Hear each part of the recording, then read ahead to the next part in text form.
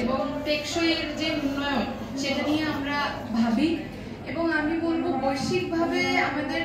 টেকসইগত যে উন্নয়ন বিভিন্ন ক্ষেত্রে সেই জায়গাটা থেকে আমাদের এখনকার যে বাংলাদেশের প্রেক্ষাপট যে অবস্থার মধ্যে দিয়ে আমরা যাচ্ছি, এইরকম একটা এই যে জুলাই গণ অভ্যুত্থানের কথা বলছি আমরা, জুলাই গণ অভ্যুত্থানের পরে বাংলাদেশের এখন যে অবস্থা, এখানেও আসলে আমাদের সবগুলো সেক্টরে আমরা বলছি সংস্কারের কথা। তো যে এই সংস্কারের বিষয়টা আমরা আপনারা মানে দীর্ঘদিন ধরে যে কাজের সাথে যুক্ত টেকসই উন্নয়ন সেটা কোনোভাবেই আলাদা নয়। এবং আমি বলবো যে এই সময় এসে যে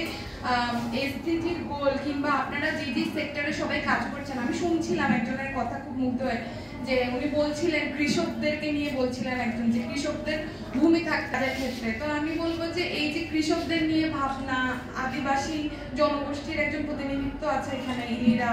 আপা অনেক আমি চিনি আগে থেকে, তো আওয়াল ভাইকে জানি, আপনারা অনেকেই মানে যে যে সেক্টরে নিয়ে কাজ করছেন, আমার মনে হয় সবার লক্ষ্যের জায়গা একটাই যে সমাজে আসলে কিভাবে গুরুত্বপূর্ণ ভূমিকা রাখা যায় এবং সেটা কিভাবে করা যায়, জীবন মান আসলে কিভাবে উন্নয়ন করা যায়। এবং সেটা শুধু বাংলাদেশে না, বিশ্বের বিভিন্ন প্রান্ত নিয়েও আপনারা ভাবেন। তো আমি বলবো যে আজকে এখানে আমি এসেছি এবং আপনাদের মাঝখানে আমার যে আমি কথা বলছি, আমার মনে হয় আমাদের সামগ্রিক যে উদ্দেশ্য সেটা ভিন্ন না। আমরা একটা নানান একটা যে সিস্টেমের মধ্যে দিয়ে আমরা গিয়েছি, এটা শুধু আমি গত 16 বছরের কথা বলবো না, গত 53 বছরে আসলে আমাদের সামাজিক, রাজনৈতিক, অর্থনৈতিক যে প্রেক্ষাপট সেখানে আসলে টেকসই উন্নয়ন আমরা করতে পারি না। তো আমি বলবো যে এই সময়ে বাংলাদেশে আমরা তরুণরা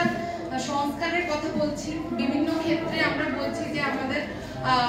এইরকম একটা গণঅভ্যুত্থানের পরে দেশের সবগুলো ক্ষেত্রে আমরা একটা ম্যাসিভ চেঞ্জ চাই। তো আমি বলবো যে আপনারা যে যে সেক্টরে কাজ করছেন, আমার একটাই বলার জায়গা থাকবে, সেটা হচ্ছে আপনারা তরুণদেরকে অন্তর্ভুক্ত করেন। কারণ বাংলাদেশে এখন হচ্ছে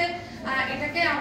একটা টার্মে হয়তো আখ্যায়িত করা হয়েছে ডিভিডেন্ট ডেমোগ্রাফি, বা তরুণদের যে সংখ্যা সেটা বাংলাদেশে হচ্ছে এখন 50%-এরও বেশি। তো আপনারা যে যে ক্ষেত্রেই আপনারা কাজ করছেন, আমার মনে হয় সেই ক্ষেত্রে আপনারা যদি তরুণদেরকে ইনক্লুড করেন, করে যে যেখানেই কাজ করছেন, তো তাদের চিন্তা ভাবনার জায়গাটা কি আপনাদের এই টেকসই উন্নয়নের ক্ষেত্রে বা আপনারা যে যে সকল ক্ষেত্রে কাজ করছেন, আমার মনে হয়